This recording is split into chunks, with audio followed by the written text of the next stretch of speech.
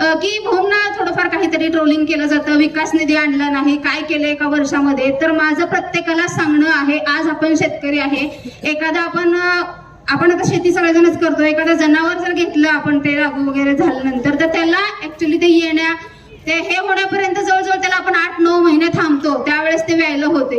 तसं त्यावेळेस तो ते 7-8 महिन्याचं तर आपण वेटिंग करत असतो. मग फक्त आता भाऊ ह्याच्यामध्ये निवडून येऊन फक्त 1 वर्ष झालेलं आहे. एका वर्षामध्ये त्यांनी काय काय निधी आणायचा होता, जी होत होती ती मदत त्यांनी केलेली आहे. आणि भविष्यात पुढची 4 वर्ष भाऊंजवळ आहेत. भाऊ नक्कीच भरपूर आपल्या तालुक्यासाठी निधी हा आणणार आहेत. त्यांची पत्नी म्हणजे साक्षात उज्ज्वला तिटेवर जसं जसं अन्याय झालेला आहे हे 1 वर्षापूर्वीपासून माहिती आहे. त्यावेळेस ते सांगत होते तुम्ही शुभ्र कपड्यामध्ये असणार, मिशीला पीळ देत येतात, की मी दुसऱ्या उपोषणाच्या स्थळी सर एक व्यक्ती येऊ दिला नाही तिथं. तुमच्याच गावचे आहेत ते, स्वतःच्या गावचं आधी पाहावं त्यांनी, मग दुसऱ्याच्या गावी सकाळी 8लाच बसतात तिथं मिशीला पीळ देत. स्वतःच्या गावचं बघा म्हणा जरा. जे ग्रामस्थातील सर्वांना, माता बंधू भगिनी सर्वांना माझा नमस्कार. व्यासपीठावरील उपस्थित सर्व मान्यवर मंडळींनाही नमस्कार. वेळ फक्त मला 7 मिनिटाची दिलेली आहे, त्यामुळे नावं घेणार नाहीये. 5च मिनिट, आणखी 2 मिनिटं कमी केलेली आहे. आणि उज्ज्वला तिथे जवळजवळ 1 वर्ष झालं सर्वांच्या समोर होती, पण या महिन्यामध्ये सर्वजण कंटाळले असतील मला, कारण फेसबुक उघडलं की उज्ज्वला तिथे, इंस्टाग्राम उघडलं की उज्ज्वला तिथे, आणि युट्यूब उघडलं की उज्ज्वला तिथे, आणि सर्वात मोठं म्हणजे वृत्तपत्र. मी वृत्तपत्रांवर खूप विश्वास ठेवणारी आहे पूर्वीपासून. हे सर्व डिजिटल माध्यम हे आता आलं. सर्व पेपर जरी उघडून पाहिले तुम्ही तर प्रत्येक ठिकाणी हे उज्ज्वला तिथे आणि तिची कथा माहिती आहे, त्यामुळे जास्त काही बोलणार नाहीये. आज इथं इतकं मोठं आणि चांगलं काम घडत आहे की विद्येचं, की आज विद्येच्या ह्याच्यासाठी आज जवळजवळ 30,92,00,000 रुपयाचं हे जे निधी मंजूर करून आणलेलं आहे संतोष अण्णा यांनी. तुमचे खूप खूप आभारी आहे अण्णा. आणि आता भविष्यात आता हे ज्यावेळेस जिल्हा परिषदचे सदस्य म्हणून तुम्हाला लवकरच मला पाहायचं आहे, त्यावेळेस तुमच्या सर्वांची मदत लागणार आहे, की तुम्ही सर्व ग्रामस्थ ते तुमच्याच गावचे सुपुत्र आहेत. हे दोन्हीही सुपुत्र की उमेश दादा आणि संतोष अण्णा.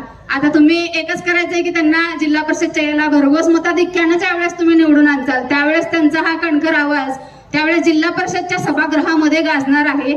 त्यावेळेस ते किती निधी आणून तुमच्या नरखेडच्या पूर्ण गावाचा किती ते विकास करतील हे मी खूप अपेक्षा आहेत अण्णा तुमच्याकडून, आणि तुम्ही सर्व अपेक्षा पूर्ण कराल हे माहिती.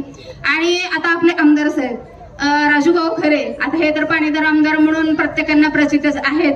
आणि काहीही त्यावेळेस त्यांना पद नसताना, काहीही नसताना 2 वर्ष ते आणि त्यांची पत्नी प्रत्येकाला मागेल त्याला रस्ता, मागेल त्याला पाणी देत होते. आपण सर्वजणांनी त्यांना भरघोस मताधिक्याने विजयी केलं. सर्वांनी एकजुटीनं पाटील परिवाराविरुद्ध एकच उमेदवार देऊन प्रत्येकाने त्यांना विजयी केलेला आहे. आणि त्यासाठी मी तुमच्या सर्वांची खूप खूप आभारी आहे. आम्हालाही प्रत्येक व्यासपीठावर येऊन मला माझी व्यथा तिथे सांगावी लागली. तुम्ही सर्वांनी त्याच्यावर विश्वास ठेवला आणि भाऊंना निवडून आणण्यामध्ये सर्वांनी पूर्ण सोलापूर जिल्ह्यातील मोहोळ तालुक्यातील पूर्व जनतेचे खूप खूप आभारी आहे मी. आणि फक्त आता एकच फक्त बोलायचं आहे की भाऊंना थोडंफार काहीतरी ट्रोलिंग केलं जातं, विकास निधी आणला नाही, काय केलं एका वर्षामध्ये. तर माझं प्रत्येकाला सांगणं आहे, आज आपण शेतकरी आहे, एखादा आपण आता शेती सगळेजणच करतो, एखादा जनावर जर घेतलं आपण ते लागू वगैरे झाल्यानंतर, तर त्याला ऍक्च्युली ते हे होण्यापर्यंत जवळजवळ त्याला आपण 8-9 महिने थांबतो, त्यावेळेस ते व्यायला होते. तसं त्यावेळेस तो ते 7-8 महिन्याचं तर आपण वेटिंग करत असतो. मग फक्त आता भाऊ ह्याच्यामध्ये निवडून येऊन फक्त 1 वर्ष झालेलं आहे. एका वर्षामध्ये त्यांनी काय काय निधी आणायचा होता. भाऊंना ट्रोलिंग केलं जातं काय आणलं काय नाही, तर भाऊंनी आता हे काय मंजूर करून आणले ते आता पहिलं तुम्हाला दिसलेलंच आहे काम.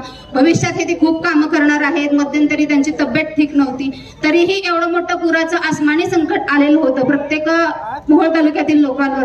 तर त्यांच्या तब्येत ठीक नसताना देखील त्यांना बसण्याचा उठण्याचा त्रास होत होता. तरीही राजू भाऊ प्रत्येक ह्याच्यामध्ये प्रत्येकांना भेटी देताना दिसले आपल्याला. प्रत्येकांना जी होत होती ती मदत त्यांनी केलेली आहे. आणि भविष्यात पुढची 4 वर्ष भाऊंजवळ आहेत. भाऊ नक्कीच भरपूर आपल्या तालुक्यासाठी निधी हा आणणार आहेत.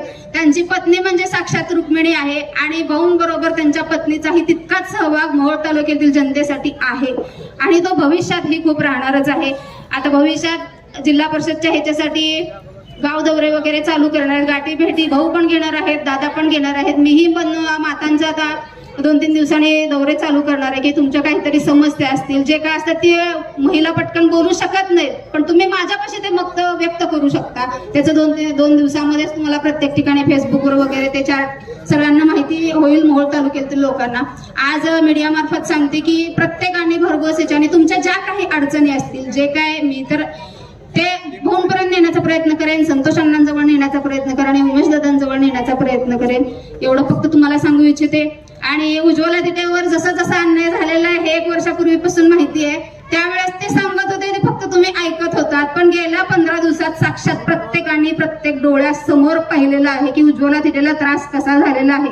मला जसं फॉर्म भरताना त्रास झाला तसं भविष्यात तुम्हाला जिल्हा परिषद आणि नगरपंचायत ते राहू द्या, पण साधं तुमच्या ग्रामपंचायतला सुद्धा असं उद्या फॉर्म भरायला जाताना पोलीस संरक्षणात जाता येऊ नये असं वागावं लागेल तुम्हाला. की कणखरपणे का महिला आहात तर तुम्ही वाटतं की बाबा हा डोंगर कधी चढायचा, खूप मोठा असतो, असं नसतं. तर आपण ज्यावेळेस प्रयत्न करतो त्यावेळेस तो हळूहळू चढत जर गेला तर डोंगर हा सर करताना वर जाऊन खाली जर तुम्ही पाहिलं तर त्यावेळेस तर तुमच्या चेहऱ्यावरचा आनंद हा वेगळा असतो की आपण हे लढू शकतोय. मलाही तसंच वाटत होतं, मी खूप मोठ्या व्यक्तीसोबत लढाई करते, मला हे शक्य होणार नाही, पण ज्यावेळेस माझ्या मुलाच्या जीवावर आलं तर प्रत्येकच आई वडील प्रत्येक जण आपल्या मुलासाठी, आपल्या संसारासाठी, प्रपंचासाठी हे उभे राहत असतात. ज्या वेळेस तुम्ही प्रयत्न करता त्यावेळेस तुम्हाला यश हे मिळतच होतं. मला कितीतरी प्रत्येकाने माझ्या न्यूज कधी कोण लावत नव्हतं, कुणाला ट्रोलिंग केलं जायचं, त्यांना कुणाला धमकी दिली जायची, व्हिडिओ प्रायव्हेट करायला लावायचे. पण एक वेळ आज अशी आली की अख्ख्या दिल्लीच्या पत्रकारांना देखील उज्ज्वला थिटेचं घ्यावं लागलं, तिला जगासमोर आणावं लागलं. आणि मी मीडियाच्या खूप माध्यमातून आज सगळ्या घराघरामध्ये पोहोचलेली आहे. माझं मी उपोषण एकदा केलं होतं, तर त्या उपोषणाला काही नेते मंडळी सगळे आले, मला त्यावेळेस त्यांनी प्रोत्साहन दिलं, ताई मागे आहोत म्हणले. पण तेच आणखी एक उपोषण मी ज्यावेळेस इथं करायचं हा मी मुद्दाम घ्यायला लागले, कारण तुमच्या नरखेडमधील काही ग्रामस्थ होते. अण्णा थोडं लक्ष घ्या, मी कोणाचं नाव कधी घेत नाही, पण काही आता पांढऱ्या शुभ्र कपड्यामध्ये असतात, मिशीला पिळ देत येतात की मी दुसऱ्या उपोषणाच्या स्थळी सर एक व्यक्ती येऊ दिला नाही तिथं. तुमच्याच गावचे आहेत ते, स्वतःच्या गावचं आधी पाहावं त्यांनी, मग दुसऱ्याच्या गावी सकाळी 8लाच बसतात तिथं मिशीला पिळ देत. स्वतःच्या गावचं बघा म्हणावं जरा, जे कोण असतील ते प्रत्येकाने ओळखलं असेल. मग तसा बघा, तुम्ही माझ्याजवळ पत्रकार येऊ दिले नाहीत, माझ्याजवळ टीव्ही चॅनलवाले येऊ दिले नाहीत, रिपोर्टर येऊ दिले नाहीत, पण आज बघा तुमच्या गावात आले मी इथं आणि तुमच्या गावात येऊन तुमचं नाव न घेता तुम्हाला मी बरोबर ते म्हणतात ना चालूतून जोडा मारलेला आहे, कोण आहे ते ओळखून घ्या. आणि एवढंच सांगणं आहे, अण्णांना आपण विजय करायचा आहे आणि अण्णांनी पुन्हा भरघोस पुढच्या भूमिपूजन दुसरे काही त्यांनी करणारे प्रकल्प असतील त्यावेळेस उज्ज्वला तिथे अशीच इथं आलेली असेल आणि ती वेळ लवकरच येईल, इतकंच सांगते. धन्यवाद.